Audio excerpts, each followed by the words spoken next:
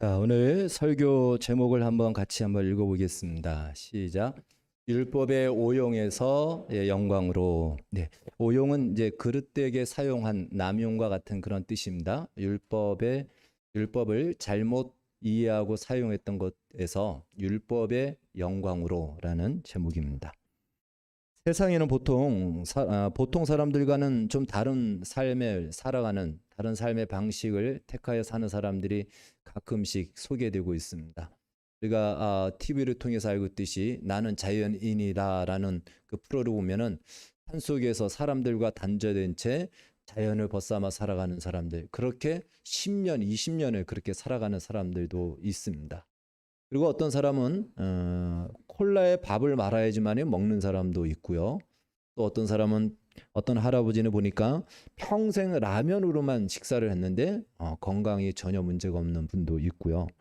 또 어떤 경우에는 독특한 패션을 입고 또 독특한 헤어스타일을 가지고 각각 이렇게 살아갑니다. 우리는 그렇게 살아가는 사람들을 제 멋에 사는 사람이다, 이렇게 이야기를 합니다. 비단 그 정도는 아니어도 우리도 사실은 다 제 멋에 살지 않습니까? 여러분들도 다 제 멋에 살고 있죠. 독특하게 그렇지 않아서 그렇죠. 그런데 여기서 말을 잘해야 됩니다. 제 멋에 산다라고 했을 때는 그래도 긍정적인 어떤 뉘앙스가 거기서 느껴집니다. 그런데 여기서 조사를 한 두 개만 붙이면은 약간 이상한 뉘앙스가 나옵니다. 제 멋대로 사는 거. 예. 사실 제 멋에 사는 거나 제 멋대로 사는 것이나 내용적으로는 의미적으로는 똑같습니다. 그런데 제 멋대로 산다 그러면 부정적이고, 제 멋에 산다 그럼 뭔가 좀 사는 것 같은, 자기의 어떤 개성을 가지고 자기의 어떤 독특함을 가지고 사는 것 같이 이렇게 여겨집니다. 바울은 오늘 본문에서 이스라엘이 바로 제 멋대로 살면서 제 멋에 사는 것처럼 산다라고 이렇게 폭로하고 있습니다.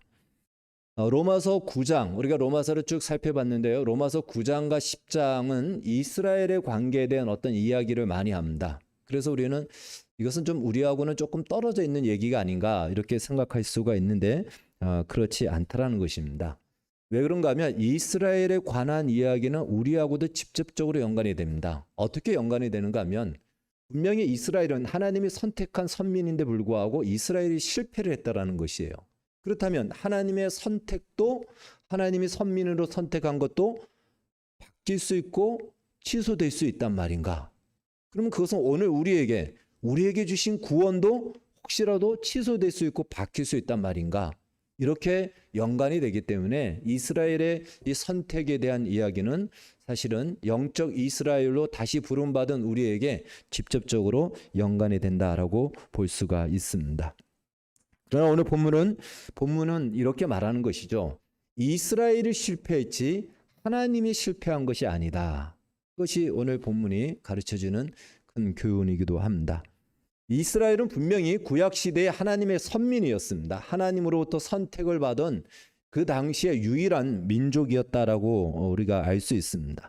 그래서 그들이 선민이 되었기 때문에, 선택한 하나님의 백성이 되었기 때문에 하나님은 율법도 주셨고 언약도 주셨고 그들에게 영광의 약속도 주셨고 예배도 주셨고 제사도 주셨고 성전도 주었던 것입니다. 그것이 이제 9장 4절에서 말해주고 있습니다. 이것을 어디서 확인할 수 있냐면 출애굽기 19장에 가면은 하나님께서 이스라엘 백성들을 출애굽시키고 난 뒤에 한 달 정도 지나서 시내산에 도착합니다. 시내산에 도착했을 때 모세가 대표로 시내산 정상에 올라가게 되죠. 거기서 하나님으로부터 율법을 받게 됩니다. 근데 우리가 여기서 잘 봐야 되는 것이죠. 자, 먼저 출애굽하고 난 뒤에 율법을 주셨다라는 것이에요. 율법을 주고 이제 이들이 율법을 앞으로 지킬 것이니까 선민으로 선택한 것이 아니고 이미 하나님이 선택하여 그들을 출애굽시키고 난 뒤에 시내산에 데리고 오고 난 뒤에 그 다음에 율법을 주셨다라는 것입니다. 다른 말로 이스라엘이 선민이 된 것은, 선택된 백성이 된 것은 이스라엘이 어떤 율법을 지켜서 그리고 앞으로 지킬 것이기 때문에 된 것이 아니다라는 것입니다. 어떤 자격과 조건을 갖추었기 때문에 된 것이 아닌 일방적인 하나님의 부르심, 그것을 신명기 7장에서 뭐라 그러냐면 그의 사랑하심을 따라라고 이렇게 얘기합니다. 하나님의 사랑하심 때문에 그들은 선민이 되었다라는 것입니다. 그렇다면 여러분과 저 같은 이방인들이 어떻게 선민이 되었죠? 오늘 우리는 선민이죠. 하나님의 선택받은 백성입니다. 우리가 선민이 된 것은 그 근거와 원인이 무엇이죠? 동일합니다. 하나님이 우리를 사랑하셨기 때문에 그 사랑하심을 따라 우리는 선민이 된 것입니다. 그것을 오늘 본문에서는 뭐라고 얘기하냐면 하나님의 영광, 그 영광을 위하여 긍휼히 여김을 받았다라고 오늘 본문은 우리에게 가르쳐 주고 있습니다. 그리고 난 뒤에 언약을 주셨고 율법을 주신 것입니다. 그렇다면 율법을 주시고 언약을 주신 이유가 무엇이냐? 왜 주셨을까? 두 가지로 우리가 크게 좀 이렇게 확인할 수가 있습니다. 이것은 오늘 우리에게도 중요하죠. 오늘날 우리가 예수를 믿는데 성경이 하나님의 말씀이 우리에게 왜 주어졌는지에 대해서 아주 중요한 우리의 방향을 가지고 있어야 됩니다. 그렇지 않으면은 또 우리도 이스라엘처럼 실패할 수가 있다라는 것입니다. 자, 하나님께서는 하나님의 자녀가 된 이스라엘 백성들에게 이제 너희들이 어떻게 살아야 되는지, 어떤 가치관과 세계관을 가지고 살아야 되는지 그들에게 지침서, 마치 이제 선민, 하나님의 백성이 살아가야 될 어떤 백서와 같은 것을 주신 것이 성경입니다. 율법입니다. 그동안 이스라엘은 어디서 살았냐면 애굽에서 살았어요. 애굽의 가치관 속에서, 애굽의 세계관 속에서, 애굽의 사고방식을 따라 살았는데 거기서 건짐을 받았다면 새로운 삶의 방식과 가치관이 필요하죠. 그것이 바로 그 지침서로 준 것이 성경이다. 이제 성경을 따라서 너희들의 애굽 방식대로 살지 말고, 애굽의 가치관을 따라 살지 말고, 애굽의 세계관을 따라 살지 말고 하나님께서 주신 가치관, 새로운 삶의 방식을 따라 살아라. 이것이 율법을 주신 목적입니다. 오늘 우리에게도 동일합니다. 우리도 세상에서 구원을 받았다면 새롭게 살아야 될 삶의 가치관이 우리에게 필요합니다. 그래서 그 가치관이 바로 성경을 통해서 우리에게 가르쳐 주시고 우리가 바라봐야 될 월드뷰, 세계관, 바로 그 세계관을 새롭게 가져야 된다라는 것이 성경을 통해서 우리에게 가르쳐 주는 것입니다. 자, 또 하나에 있는데 두 번째는요. 이제 하나님 나라의 백성된 이스라엘이 하나님의 말씀을 따라서 율법을 따라서 살 때 하나님은 그것을 수단과 방법으로 삼아서 다른 민족들도 하나님의 백성이 되게끔 하기 위해서 하나님께서 전략적으로 쓰시는 하나님의 전술이라는 것입니다. 그러니까 이스라엘 백성들이 하나님의 말씀대로 살면 하나님이 그 가운데서 기적과 역사를 일으키셔서 다른 민족들도 우리도 하나님의 말씀대로 살자라고 그들이 하나님의 백성에 참여하게끔 하나님이 일하시겠다라는 것입니다. 이것이 성경을 주신 이유입니다. 오늘 우리에게 하나님의 말씀대로 우리가 살아야 될 이유가 무엇이냐면 우리는 말씀대로 살아가는 것뿐인데 하나님은 우리를 통해서 역사하시고 능력을 베푸셔서 다른 많은 사람들이 우리를 보고 예수를 믿고 하나님 앞에 나오도록 하나님이 일하시겠다라는 것입니다. 그래서 하나님의 나라를 확장하시고 더 넓히시기 위한 하나님의 전략적인 어떤 방법과 목적으로 성경과 율법을 주셨다. 바로 그것이 율법을 주신 이유인 것입니다. 이러한 목적을 가지고 주셨음에도 불구하고 이스라엘 백성들은 하나님의 이 목적과는 정반대의 목적을 가지고 그들이 그렇게 받아들입니다. 율법을 주신 목적은 분명히 이것인데 그들이 만들어낸 것은 무엇이냐면 그 율법을 가지고 율법주의를 만들어냈습니다. 그러니까 율법과는 정반대의 어떠한 그 이론을, 사상을 만들어낸 것이에요. 그러니까 율법과 율법주의는 분명히 다릅니다. 말이 비슷하니까 우리는 율법이 율법주의라 생각하는데 하나님이 율법을 주실 때는 율법주의를 준 것이 아니에요. 금방 말씀드린 것처럼 이 두 가지 목적으로 크게는 주신 겁니다. 그런데 이스라엘이 율법주의를 여기서 만들어냅니다. 그 율법주의는 무엇이죠? 율법을 지킴으로써 의에 이르고 선민이 된다라고 생각하는 것입니다.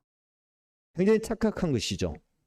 뿐만 아니라 이스라엘은 자신들에게만 율법이 있으니까 이제 우리가 율법을 지킴으로 우리는 의에 이르고 구원을 받는다, 하나님의 백성으로 인정을 받는다라고 생각하고 또 우리에게는 율법도 있고 언약도 있고 성전도 있고 제사도 있고 다른 민족이 없는 것이 우리가 가졌기 때문에 우리는 분명히 선민이다.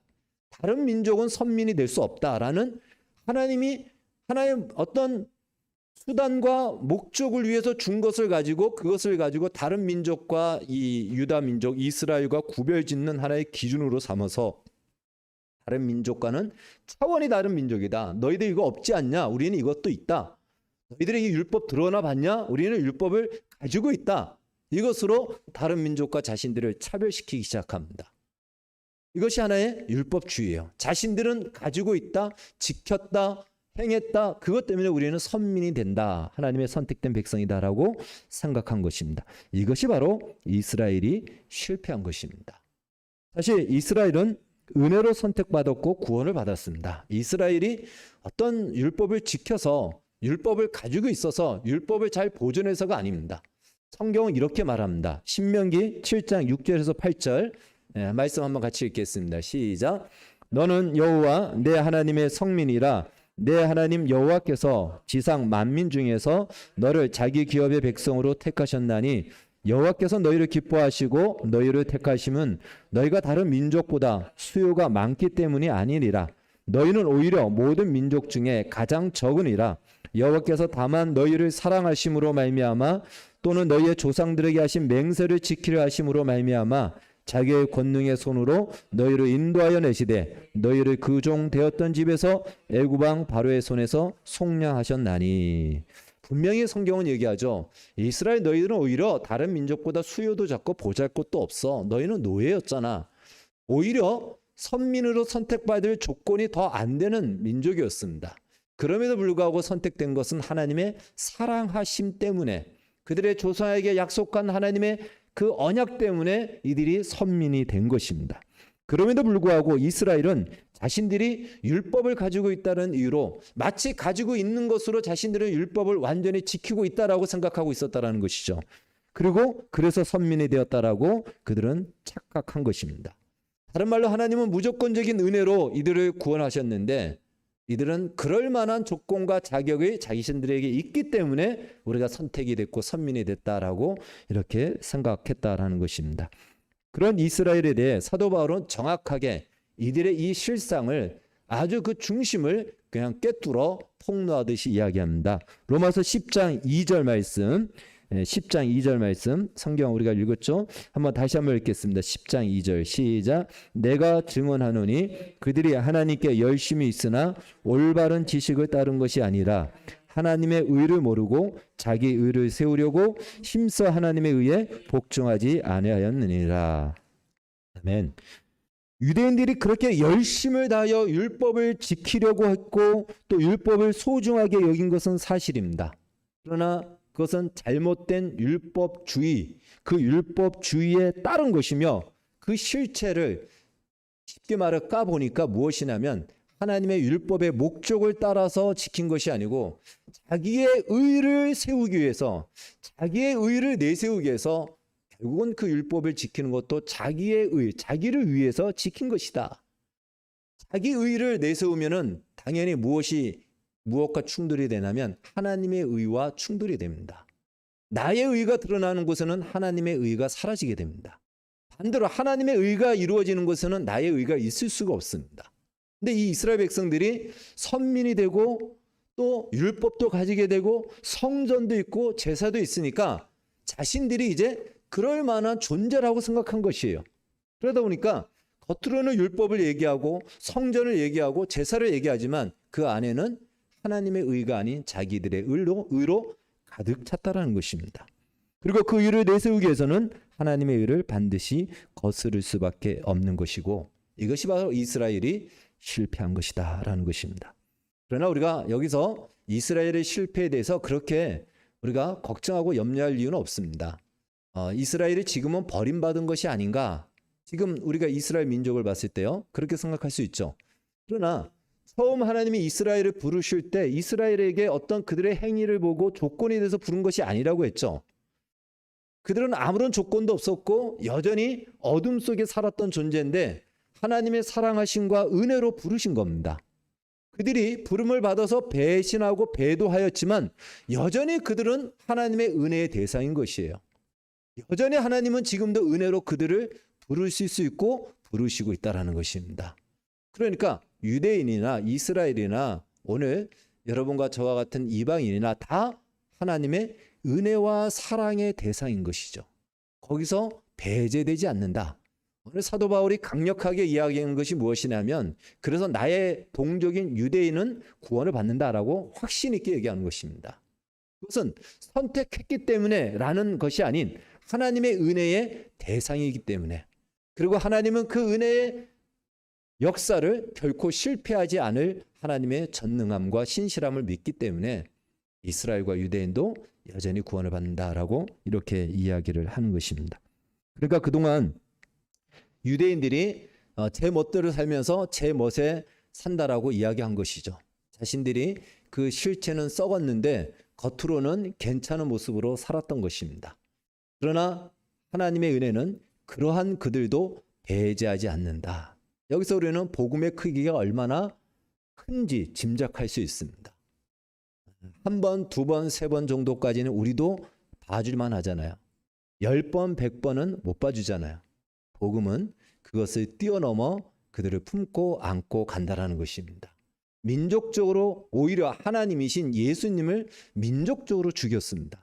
그런데 그들을 품는 것이 복음입니다. 복음의 크기와 깊이와 넓이는 우리가 다 헤아릴 수 없을 정도로 강력하고 크다라는 것이죠. 물론 우리는 이 율법을 오용한 것처럼 그 복음을 오용할 때도 있죠. 남용할 때도 있죠. 그래도 그것도 다 품는 것이 복음인 것을 우리가 알 수가 있습니다. 우리가 구원받고 선민이 된 것, 의인이 된 것은 하나님의 은혜로 되었습니다. 믿으십니까? 아멘이시죠. 그런데 우리가 은혜로 구원받았는데 구원받고 난 이후에 신앙생활을 하다 보면은 우리도 모르는 사이에 유대인들처럼요, 어떤 착각과 유혹에 빠지는가 하면 우리도 행위로 의로워진다라고 생각할 수 있다는 것이에요. 네. 행위로 의로워진다라는 이 말은 다른 말로 율법을 지켜야 된다, 이런 개념보다도 우리 안에 나의 의가 드러난다라는 것이에요. 나의 의를 내세우고 싶고 나의 의를 이 신앙 안에 포함시키고 싶은 이런 마음과 유혹이 생긴다라는 것입니다. 무슨 말씀을 하나부터 10까지 다 지켰기 때문에 구원을 받는다, 의로워진다라고 하는 것이 아니고 신앙 안에서 우리의 의, 나의 의를 내세우고 싶을 때가 참 많이 있다라는 것입니다. 그 중에 하나가 무엇이냐면, 나는 기도해서 됐는데 왜 너는 안 되냐? 기도하지 않았기 때문에 안 된 거야 라고 우리는 쉽게 이야기할 수 있다라는 것이에요. 그런데 오늘 본문을 잘 보면은 사실 유대인들은 이들이 잘못했지만 그들은 구원을 찾았고 의를 찾았습니다. 그런데 그들은 의를 찾지 못했고 의라는 것 자체도 모르는 이방인들에게는 하나님이 의를 주셨어요. 그러니까 얼마나 많은 역설이 있냐 이거죠. 기도했는데 어떤 사람은 기도한 사람은 응답 안 받고 기도하지도 않은 사람이 응답되는 경우가 비일비재하게 많다라는 것입니다. 그렇기 때문에 그렇게 정의를 내려서는 안 되고 또 그렇게 하다 보면은 결국은 그것이 나의 의가 된다라는 것입니다. 하나님이 드러나고 하나님의 은혜가 나타나야 되는데 반드시 거기에 우리 자신이 낀다라는 것이죠. 내가 했기 때문에, 내가 기도했기 때문에, 내가 수고했기 때문에, 내가 무엇을 했기 때문에 하나님이 역사하셨다라고 이야기합니다. 틀리지 않습니다. 맞는 말입니다. 그런데 거기에 나의 의를 내세우고 싶은 유혹을 받는다라는 것입니다. 하나님의 은혜로만 100% 이야기해야 되는데 그 안에 우리의 의가 드러나고 또 그 안에 나타나기를 우리도 모르는 사이에 그런 유혹에 빠질 수가 있다라는 것입니다. 이러한 우리의 의는 33절에 나오는 말씀처럼 32절과 33절에 나오는 것처럼 그들이 거치는 돌에 부딪힌 것이다 라고 이렇게 얘기합니다. 우리의 의는 바로 하나님께서 두신 부딪히는 돌, 예수 그리스도에게 반드시 부딪힐 수밖에 없어요. 그래서 그 의가 예수님 앞에서는 내세워질 수가 없습니다. 돌에 부딪히면 어떻게 될까요? 돌이 깨지든지 내가 깨지든지 둘 중에 하나가 깨져야 됩니다. 예수님은 깨지지 않죠. 이것은 이제 이사야서에 나오는 말씀을 인용한 것입니다. 결국은 우리 자신이 깨질 수밖에 없습니다. 깨지지 않기 위해서는 어떻게 하라? 그를 믿으라라고 얘기합니다. 믿으라는 것은 다른 말로 하나님의 의, 하나님의 은혜로 100% 그 은혜로 나아가라는 것입니다. 그것이 깨어지지 않는 것이죠. 자, 그러니까 이 하나님의 의를 정확하게 모르는 사이에 우리도 나도 모르는 사이에 나의 의에 집착할 때가 있고 나의 의를 내세울 때가 있습니다. 물론 우리가 서로가 격려함에 있어서는 그렇게 이야기해 줄 수 있습니다. 기도했기 때문에 하나님이 이렇게 응답해 주셨잖아. 이렇게 역사해 주셨잖아. 그렇게 우리가 격려할 수는 있으나 그것이 정말 나의 의로 내가 그렇게 생각한다면 그것은 매우 위험할 수 있다는 것입니다. 기도하지 말라는 얘기가 아닙니다. 하나님의 100%의 은혜의 역사를 거기에 내가 일부분을 내가 차지하겠다라는 이러한 유혹이 생기면 나중에는 무엇이 되냐면 앞서 말씀드린 것처럼 나는 기도했는데 기도해서 됐는데 너가 안 된 것은 기도하지 않아서 안 된 거야 라는 것으로 무엇이 되죠? 정죄가 나오게 됩니다. 정죄가 나오게 되고 또 하나는 나의 자랑으로 내비칠 수가 있다라는 것입니다. 그래서 바로 이러한 의, 우리가 권면과 또 서로에게 공고하는 것은 필요하죠. 기도하라, 기도해야 된다라고 하는 것은 필요하죠. 하나님께서 응답해 주시지 않냐, 기도하라라고 하는 것은 필요하지만 정죄는 필요하지 않습니다. 정죄는 바로 그 하나님의 의 안에서는 있어서는 안 된다라는 것이죠. 바로 이 하나님의 의를 우리가 제대로 잘 알아야 이러한 자기 자랑에 빠지지 않고 정죄에 빠지지 않습니다. 이스라엘 백성들이 결국은 율법주의라는 것이 바로 얼마나 많이 복음서에 보면은 바리새인들이 얼마나 많이 정죄를 합니까? 얼마나 많이 예수님을 가지고 시험을 하고 정죄를 하고 넘어뜨리려 하고 자기 자신은 얼마나 깨끗하다라고 내세웁니까? 그렇게 된다라는 것이에요. 우리도 모르는 사이에. 그래서 하나님의 의를 우리가 잘 알아야지. 그렇지 않다 보면은 오늘 사도 바울은 하나님을 대적하는 자리까지 이르게 되었다라고 이렇게 위험을 얘기합니다. 율법은 원래 이렇게 주어진 것이 아니라고 했죠. 앞서 말씀드린 것처럼 율법은 하나님께서 율법의 기능과 역할이 여러 가지가 있는데 바로 이 출애굽한 이스라엘 백성들에게 시내산에 도착했을 때 이제 이들에게 율법을 주시면서 이런 말씀을 합니다.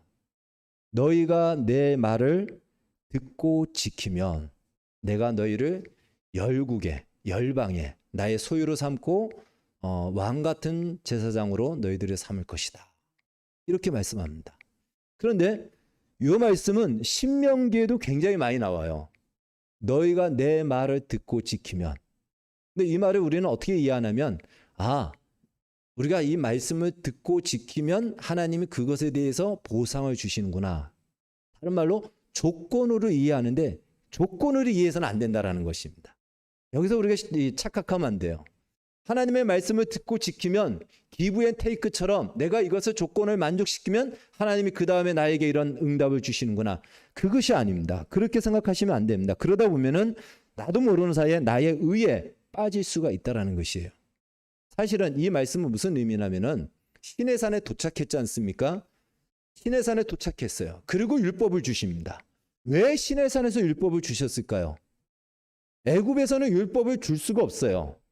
왜? 이 율법은 하나님의 백성들이 행하고 지키고 살아야 될 하나의 지침이라 그랬죠. 그렇다면 하나님의 말씀은 누구만이 지킬 수 있냐면 진정한 자유를 가진 자만이 지킬 수 있는 것입니다. 어디에 매여 있는 사람들은, 어디에 묶여 있는 사람들은 하나님의 말씀을 지킬 수가 없어요. 지금 이스라엘은 애굽에 매여 있습니다. 애굽에 억압을 당하고 있어요. 그래서 그들은 하나님의 말씀을 지킬 수가 없는 거예요. 그래서 먼저 하나님은 출애굽을 시키죠. 그래서 애굽으로부터 억압과 압제로부터 자유케 하십니다. 여러분, 자유라는 것이 무엇일까요? 자유에는 두 가지의 의미가 있습니다. 무엇으로부터 벗어나는 것, 이것을 자유라고 생각합니다. 수동적인 자유고 대부분이 우리 한국 사람들이 이 자유에 익숙합니다. 그래서 학생들이 공부하다가 좀 공부하기 싫을 때 선생님 공부하지 말고 놀아요. 뭐 이런 얘기 하잖아요. 공부하지 말아요. 공부하는 것에서 일단 벗어나는 것이 자유라고 생각하는 거예요. 그래서 그러면 오늘 공부하지 않겠다. 뭐 할까? 그럼 뭐 할까는 없는 거예요. 공부만 안 했으면 좋겠다라는 거예요. 그것이 우리나라 사람들이 보통 가지고 있는 자유에 대한 이해입니다. 자유는 그건 반쪽짜리 자유예요. 진짜 자유는 무엇을 하기 위해서 주어지는 상태가 자유입니다. 무엇을 할 수 있는 것이 그런 상태를 가지는 것이 자유예요. 근데 어딘가에 묶여 있으면 할 수가 없죠. 그래서 애굽에 있을 때는 못하는 겁니다. 애굽에서 자유롭게 한 다음에 여기서 멈추는 것이 아니고 이제 진짜 너희의 자유는 바로 이것이다. 이 말씀대로 살아라. 가나안 땅에 가서 하나님 나라를 이루어 가라. 애굽에서는 절대 살 수 없지만 이제 너희는 자유로운 존재이니까 이제 너는 죄에서 풀려났으니까 이제야 의를 행할 수 있고 말씀을 지킬 수 있다. 그래서 시내산에서 준 것입니다. 그래서 너희가 내 말을 듣고 지키면이라는 것은 하나의 보상이 아니고 내가 너희를 자유롭게 하여 어디까지 너희를 이르게 하기를 원하는지 아느냐? 나는 너희를 영광에 이르기를 원한다. 열국의 제사장 나라로 왕 같은 존재로 너희들이 거기까지 이르기를 원한다. 내가 너희에게 주는 자유와 구원은 바로 거기까지다. 그러니까 하나님이 목표하고 목적하는 자리까지 그걸 마치 약속으로 주신 거예요. 그것이 하나님의 율법을 주신 의도와 목적이라는 것입니다. 율법은 우리를 올가매고 우리의 자유를 억압하기 위해서 준 것이 아니고 우리를 어디까지? 가장 영광스러운 하나님의 약속한 최고의 자리까지 이르도록 거기까지 이르도록 이미 하나님은 설정하고 목적하시고 이 율법을 따라서 오면 여기까지 이른다. 나는 너희를 여기까지 부르기를 원한다. 그냥 애굽에서 벗어나서 이제부터 알아서 살아라가 아니고 나의 영광에 동참하고 나의 영광에 참여하는 그 자리까지 너희가 이르기를 원한다. 이것이 너희가 내 말을 듣고 지키면이라는 조건처럼 우리에게 주어지는 말씀이었다라는 것입니다. 바로 율법은 그렇게 우리에게 주어진 것입니다. 그러니까 세상의 노예 자리에서 짓눌림을 당하면서 살았던 이스라엘이나 우리나 똑같죠. 그런 우리를 꺼내어서 거룩한 존재로 우리를 칭하여 주시고 그냥 명칭만이 아니고 이제는 그 명칭에 걸맞는 내용으로 쌓아지고 채워지도록 율법의 말씀을 주심으로 말미암아 그 말씀이 우리의 인격이 되고 우리의 성품이 되고 또 우리의 선택의 기준이 되고 우리의 삶의 방식이 되어서 허울만이 아니고 내용까지도 거룩한 하나님의 백성과 자녀라는 그 걸맞는 내용으로 채워지는 존재로 하나님이 부르시는 것, 이것이 바로 율법을 주신 약속이고 목적인 것입니다. 따라서 율법을 지키는 것, 이 율법을 우리가 말씀을 보고 공부하는 것, 이것은 우리에게 수고와 노역이 아니고 명예와 영광이라는 것이에요. 하나님의 말씀을 읽고 볼 수 있고 지킨다라는 것이 이것은 성도에게만 주신 영광이고 명예라는 사실을 기억하시기 바랍니다. 이스라엘 백성들은 율법을 주었지만 그걸 가지고 어떻게 사용했다고요? 이방인과 자신들을 구별하는 것으로밖에는 사용 안 했습니다. 너희 이거 없지, 우리는 이거 있어. 이것으로 너희들은 못한 존재, 우리는 좋은 존재, 우리는 괜찮은 존재, 이렇게 자기를 증명하고 자기를 확인하는 것밖에는 쓰지 못했다라는 것이에요. 그것 때문에 상대는 어떻게 되죠? 상대적으로 상대는 그냥 비하될 수밖에 없는 것이죠. 그래서 이방인들을 개로 비유하고 돼지로 비유하고 자기들은 깨끗하다. 그렇지 않다라는 것입니다. 율법은 그렇게 준 것이 아니라는 것이죠. 정말 우리로 하여금 그 영광과 내용을 갖게 하는 것입니다. 우리는 탕자의 비유를 통해서 둘째 아들도 잃어버렸지만 맏아들도 잃어버린 아들이었다라는 사실을 우리는 기억해야 됩니다. 둘째 아들이 아버지의 재산을 다 허랑방탕하고 돌아왔을 때 맏아들이 이렇게 얘기하죠. 아버지의 재산을 다 축내고 거덜낸 저 둘째 아들. 그런데 아버지는 저 아들을 위해서 송아지를 잡아준다고? 지금까지 내가 아버지하고 옆에서 지금까지 일하면서 평생 동안 아버지 옆에 있으면서 아버지 시키는 대로 다 했는데 나한테는 염소 새끼 한 마리도 잡아주지 않으면서 어떻게 저렇게 거덜낸 저 망나니 같은 둘째에게는 송아지를 잡아준단 말인가? 이게 첫째 아들이에요. 첫째 아들이에요. 바로 율법주의에 갇혀 있는 아들입니다. 유대인을 얘기하는 거죠. 예. 그들은 아버지와 함께 있지만 잃어버린 아들이에요. 그 아들도. 그러면 그 첫째 아들의 영광은 무엇이죠? 물리적으로만 본다면 맞는 말이죠. 어떻게 거덜낸 둘째 아들에게는 송아지를 잡아주고 평생 동안 아버지 옆에서 일한 아들에 의해서 염소 새끼 한 마리도 안 잡아준다니 이거 아버지 너무한 거 아닌가? 이런 마음이 들죠. 이 아버지, 이 첫 아들의 큰 아들의 영광과 자랑은 무엇일까요? 그것은 아버지와 함께 있는 것입니다. 그래서 아버지가 이렇게 얘기하죠. 얘야, 내 것이 다 너희 것이다. 내게 있는 것이다, 내 것이다. 그 사실을 몰랐던 것이죠. 그는 행한 대로만 대가를 받고 보상을 받는 것에 익숙했던 것입니다. 이게 율법주의예요. 포도원 품꾼 비유를 우리가 알고 있듯이 아침 6시에 온 사람이나 저녁 5시에 온 사람이나 똑같이 한 데나리온을 주니까 아침에 일찍 온 사람이 불평을 하잖아요. 아니 저 사람은 1시간 일하고 한 데나리온 받고 나는 하루 종일 했는데 한 데나리온 받냐고. 불평이 나올 수 있죠. 여러분 평생토록 교회를 떠나지 않고 타락도 한번 하지 못하고 나이트클럽도 한번 못 간 사람, 그런 사람은 약간 억울한 느낌이 들지 않습니까? 똑같이 천국 가고 그런다면, 예를 들어서 상급도 똑같이 받는다면 진짜 억울하죠. 네. 그때 그 억울함을 토로했을 때, 불평을 토로했을 때 주인이 그렇게 얘기하죠. 내가 너에게 약속한 대로 한 데나리온 주는 거야.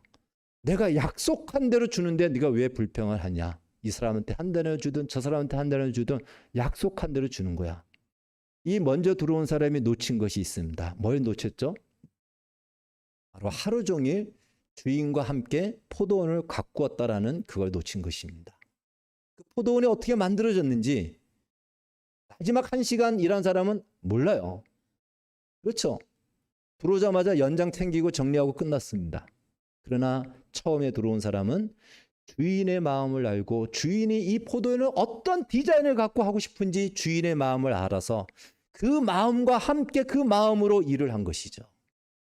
주인의 마음을 똑같이 공유한 것입니다. 그것이 보상입니다. 그것이 영광이에요. 하나님의 마음, 예수님의 마음을 우리가 품고 그 심정과 그 인격과 그 마음으로 세계를 바라보고 긍휼히 여기는 마음을 갖는다면 그것이 보상이고 그것이 영광이고 그것이 명예라는 것입니다. 물론 우리는 물리적인 보상을 원할 수 있습니다. 그러나 하나님은 그것은 얼마든지 주실 수도 있고 거둘 수도 있고 필요에 따라서 채우기도 하고 목적에 따라서 하나님이 허락하시기도 합니다.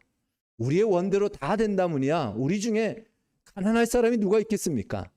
그런데도 하나님이 들어주시지 않는 이유가 있죠. 때가 아닐 수도 있고 하나님께서는 물질로 쓰실 목적이 아닐 수도 있고 또 좀 더 기다려야 될 때도 있고 그것은 하나님의 때입니다. 그러나 우리는 그 시간을 통해서 아무것도 없다라고 불평하고 원망할 것이 아니고 그걸 통해서 주의 마음을 알고 주의 뜻을 헤아리고 그 마음으로 내가 살고 그 답답한 마음 예수님처럼 동일한 인내의 마음으로 하나님을 의지하며 살아가는 것, 이것이 우리의 영광인 것입니다. 그래서 이스라엘에게 이 율법을 주었을 때 그들이 실패했는데 오늘 우리도 혹 실패할 수 있다라는, 어느 정도 믿고 나면 신앙생활하면 그 다음부터는 나에 의해 도취되어 살아가면서 다른 사람을 정죄하는 것으로 우리의 신앙생활이 채워지지 않고 오히려 그 안에서 하나님의 말씀을 지키고 따르고 순종하는 것을 영광으로, 섬기는 것을 기쁨으로, 하늘의 첫 번째 으뜸되는 자가 섬기는 것이라고 했는데 그 기회를 이 땅에서 많이 누리고 많이 쌓아가는, 그래서 이 율법이 우리에게는 정말 소중한 자산이 되고 이 율법대로 사는 것이 더 이상 부담이 아닌 기쁨과 영광이 되어지기를 주의 이름으로 축원합니다. 기도하겠습니다. 하나님 아버지 감사합니다. 우리에게 하나님 영광의 자리까지 부르셨고 이제 그 자리에 올 수 있도록 주의 말씀을 주셨습니다. 이 말씀을 지키는 것은 우리의 자랑이요 우리 주님과 함께 동행하는 명예임을 기억하게 하여 주셔서 어떤 힘들고 어려운 불비한 환경과 현실 속에서도 주의 말씀을 따라 힘써 사는 주의 백성들이 다 되게 하여 주시옵소서. 예수님의 이름으로 기도하옵나이다. 아멘.